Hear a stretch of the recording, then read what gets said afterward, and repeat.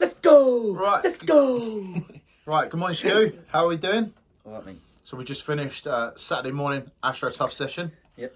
Bright and early. The weather was lovely today, though. It's all right. So, how do you think that session went? Yeah, really well. Yeah, it was good. Enjoyed it. So, do you want to do a little introduction? Introduce yourself. Introduction or introduction? Let's go with introduction. I was trying to read the paper. Let's not go scripted. Let's have a little introduction about yourself. Yep. In what sense? Who you are. Where do you live? Or we could go old-fashioned, age, Date of sex, and birth as well? location. What do you want? Do you remember that, Date ASL? of birth, last three letters within password? Yeah, and expiry date as well. 36, nearly 37, 37 November, end of November, if anyone wants to send me presents, great. So yeah, nearly 37. I've lived in Bournemouth all my life, went to school in Bournemouth. And yeah, moved into Whetstone. I live in Welling Garden City now. Decorating all that to start with, because I weren't decorating what I wanted to do. I wanted to do chippy, but just fell into decorating. Had a job there, then got another job with a different person. We were doing kitchen fitting, bathroom fitting, and that's when most of my football was being played. So I played football, broke my wrist, and that's where I think everything was a turning point.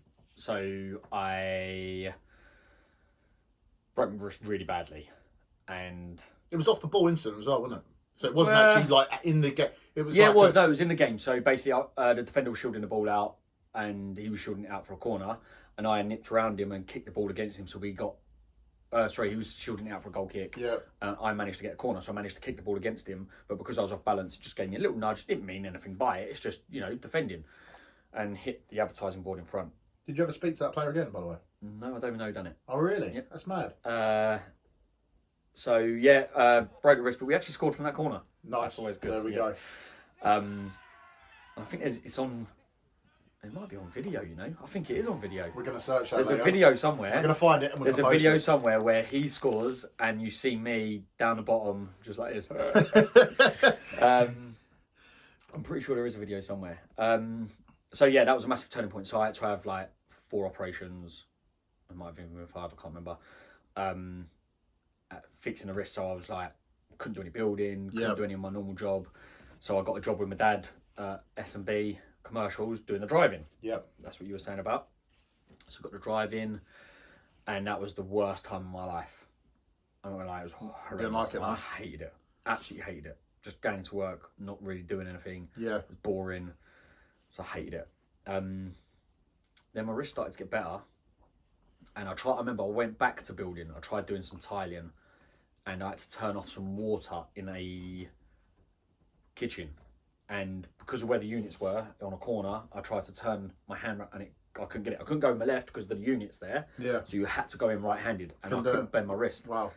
So I couldn't bend my wrist, and I couldn't turn the water off. So I had to stop, wait for someone to come out and turn the water off, and that was pretty embarrassing. So I just I can't do this anymore.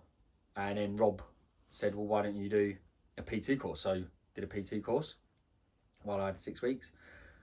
And yeah, not really looked back. What was Rob doing at the time? Was he still PTing? Rob was PTing, yeah. Rob was PTing, yeah. I think he was working for himself then. Yep. So Rob was working for himself.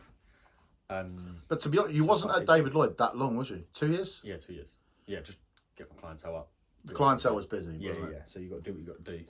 Get your clientele up, and then went off on my own like Rob did.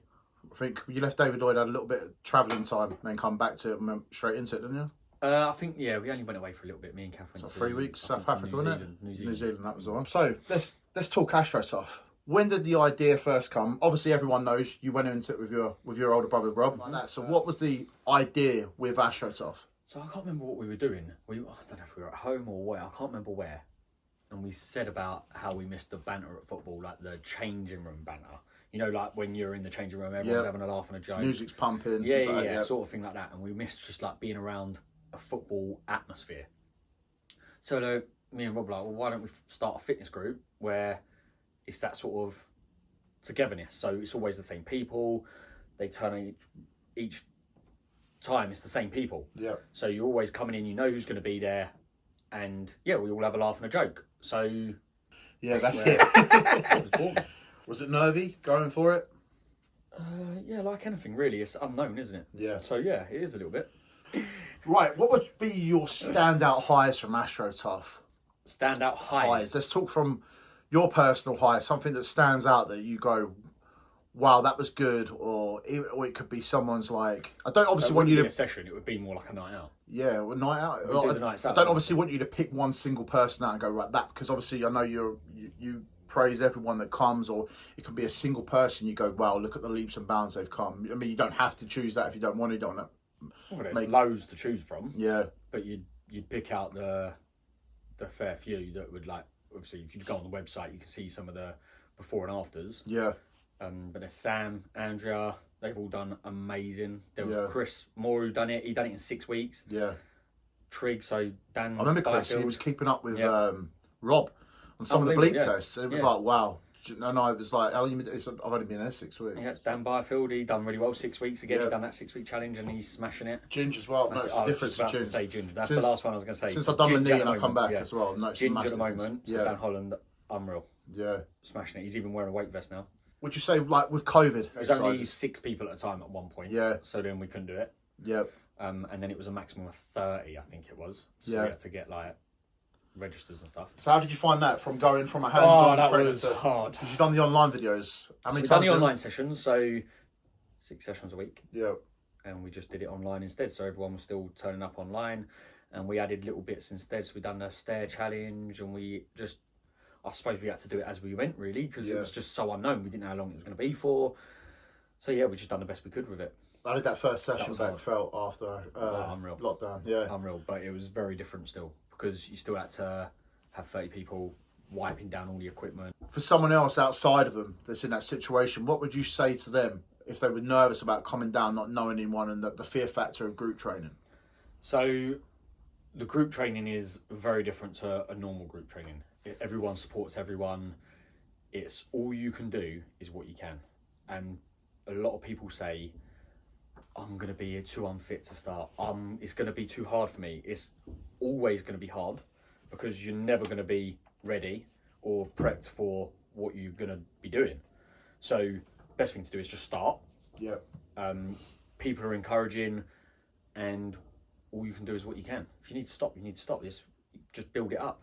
Yeah. You'll be able to do what you can, and I'm here to help you. Yeah. If I need to change the exercises, make it harder. If you find it too easy, make it easier by changing either the weight, change the way you do it, change the exercise. Doesn't matter what you do, as long as you're exercising. That's all that matters. Obviously, people already see a lot of boot camps and things like that. But what would you say? You're not a boot camp. What would you say the difference is between, everyone sees these people on muddy fields covered in mud and wet and things like that. What would you say you're the difference between that and you? So a boot camp is you turn up, do what you got to do, go home, do whatever. Muddy, avoiding the dog shit, doing whatever you got to do. Yeah. We don't have that. We're on Astro. We have changing rooms. We have floodlights, all that sort of stuff. Also, we've got all the other bits that come with it. So we call ourselves more like an accountability group. So everyone's in it together. We've got the chats. We've got the app. We've got me and Rob, whoever it is you talk to. You know, you can ask the questions. We've got booklets. We've got everything to help you along the way. So they've got 6 week challenges.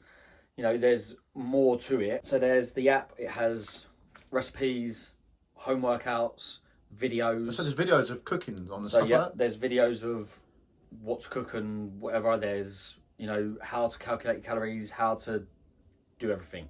So everything is on the app, and as you sign up, you get all that. 6 sessions a week. So it's Monday, Wednesday, Friday at 6 a.m. till 7 a.m. And it's Tuesday, Thursday at 8 p.m. and then Saturday morning at 7:30 a.m. And then the main bit is going to the cafe after. Yes, of course. The social cafe. It's all about the cafe. And the social side. Yep. So we've got social nights. We have one every 3 months. We got Winter Wonderland coming up for Christmas. And then, well, I don't know what the next one is after that, but yeah, we'll be... You got the awards night? Yep, we've got an awards night. Glad you're in. Yes. So we got the awards night on the, I think it's the 15th of December, 16th of December. Yeah. There. If someone sat down on paper and looked at it and went, do you know what? There's 24 sessions for the money. I mean, you know yourself, you're a PT as well. People like maybe look at it and go, oh, do you know what? It is expensive. It's quite a few money. If you were doing a PT session, that's 2 a month. Whereas you could technically do. Worth that with me. You could technically do It's actually 24. cheaper to do Astro than it is to have me for 2 sessions. So you could technically do 24 sessions at Astro in a month for the money, or you, as you said, 1 3/4 sessions with a PT, and that could be any gym as well. Even the gym price. Some of the gym prices I've seen are like, wow, you could probably do 1. Yeah. So we did post on the Astrotough Facebook page to see if we can get any little questions. We got some. First question: what would you say is the highlight about running Astrotough?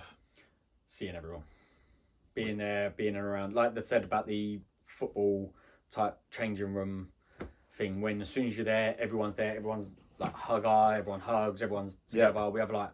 Well, I'm setting up, but everyone's having a chat and doing whatever. But it's just seeing everyone. Fist pumps everywhere. Yeah, everyone's seeing everyone. It's brilliant. Wicked stuff. Next question: what can I expect from a class? We wouldn't really call it a class; we say a group session. And are they all different?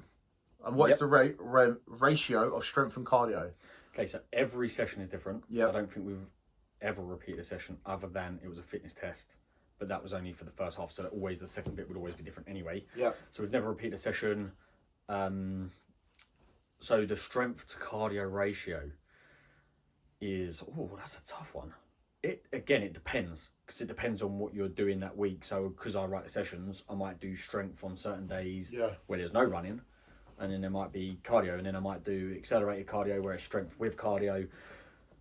That's a tough one. I'd say maybe I like to go more with the weight, so I'll probably say there's more strength than cardio. I'd say today it's probably about 70-30. I'd say there was 70 strength, more cardio cardio today. Bit more cardio today. So yeah, I'd say 50-50 it probably works out in the end. A lot of people go. Sometimes you get them mornings. You go, oh mate, I can't bother going to the gym today. Whereas you go Astro, you make it fun. You go back, I enjoyed that session. Do you know what I mean? It's about enjoying it. If you're enjoying it, it doesn't matter. Exactly that. Right, got another question in. So I've just done a 5k 20 obstacle race last weekend. Very little training. Would you say to train for the distance or the obstacles more than the other? I train very little beforehand. So it depends on what you struggle with most. Yeah. So if you struggle to run the 5k, then you need to train more for the 5k. If you struggle with the obstacles more rather than running, then you need to train for the obstacles, and it depends on what the obstacles are. Yeah. But that's personal. That becomes what do you struggle with. So depending on what you struggle with, you need to work on more. A weird question. Must be a short interview if picking Stuart Blackburn's brain. So, well, I wouldn't say it's 22 minutes long. 22 minutes. We've done all right. 22 minutes too long. Thank you very much, Rory. This is more of a bit of a diet question. What's a high-calorie good breakfast to have? So if he needs a high calorie breakfast, I'm thinking he's pretty lean. Yeah, I know. Again, it depends on what you like. Yeah. So I could throw you a high calorie, but you might not like anything in it. So it's hard to say things like this because again, I'd need to talk to you. But for me, I would like an omelette with a bit of cheese because cheese is obviously higher in calories. You could probably make that into about 1,000 calorie breakfast pretty easily. Yeah. Again, if you like meat, you could probably go with the higher meats and stuff like that. But again, it depends on how much time you've got, what you like. You could probably add, have protein powder as well to bulk that up a little bit. Yeah. Again, it's such a hard question because I don't know anything about the person and what they like. How would you develop a drill for people with learning different abilities? Sorry, not learning different. With different abilities. Like if you was too difficult for some people, how would you make it easy for them to develop? And if the drill was too easy for others, how would you make it more difficult for them to develop? It's all to do with effort. As long as you're putting in 100% effort, you're eventually going to get fitter. Yeah. So if you put the effort in, you will then start to notice that you get fitter. So you'll be able to run that a little bit further. So if you're not keeping up with everyone, we just make it a shorter run for you. That's so everyone's finishing roughly at the same time. You know, you can only do what you can. Or if it's weights, we regress the weight, so we make the weight less. Or you change the exercise. So let's just go with a press up, for instance. You can go press ups on your knees. You can do a box press up to make that even easier. Yeah. Or you can make it harder by doing a full press up. Or you can make it even harder by adding weight to that press up. There's like so much you can do, but again, it's such a hard question because it depends on what you're doing. And it's a case of the people that can't keep up. A lot of the sessions are done with bleeps. So normally you work for time because then it means you can only work for your amount of time. Yeah. So if you work for 30 seconds, everyone's working for 30 seconds. It doesn't matter how many you do in that 30 seconds. It's just working as hard as you can in that 30 seconds. So no one's ever got that fear factor of going, oh my God, they're all standing there waiting for me to keep up. That's why you probably do the bleeps. Yep. So then people ain't sitting there, oh my God, they're waiting for me to catch up. So the odd occasion there'll be different roles where we need to do stuff like that. But yeah, most of the time it's on a timer. And yeah, all you can do is what you can. If you're struggling with a certain exercise, even if you can't do one exercise, I would go through a way of making you be able to do that exercise eventually. So it might be eccentrics, which is going slowly down and taking your time with it and just progressing from there. So you try and do as many reps as you can. And then on the last one, you go really slow on the eccentric phase, which is when the weight's going down towards the earth. Wicked stuff. Eccentric earth. Done. The last question was just a compliment, saying what a pose. What pose? The picture. Who says that? It weren't a pose. I was literally about to drive the ball, I think, if I remember. Pino. Who? Pino. Yeah. Won it up. All right. Nice one, Pino. So that's your compliment. So that's all the questions. Yeah, that's it. Great. Thanks for catching up. Anyone watching, please follow, like, and share our social medias. And come along. Come along. Just get in touch with me and come along whenever you want. I'll talk to you. If you want to chat, message me, do whatever you want to do, and we can work out a plan of action. Wicked stuff. Thanks. Nice one. Cheers, guys. Take care.